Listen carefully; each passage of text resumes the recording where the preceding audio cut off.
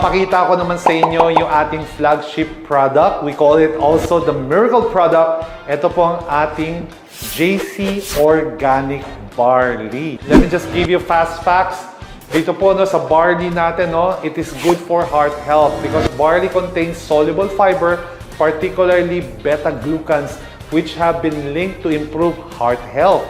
Beta-glucans can help lower bad cholesterols or LDL cholesterol levels and reducing the risk of heart disease. So ito po ay isang nutritional supplement na galing po sa grass, and at the same time, itong grass na ina-harvest natin mula sa New Zealand is between 20 to 30 centimeters po yung laki.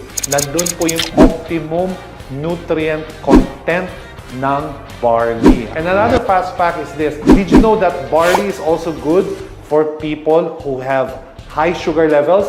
Maganda po ito sa mga diabetes na rin kasi the dietary fiber in barley, including beta-glucans, can also help regulate blood sugar levels by slowing down the absorption of glucose.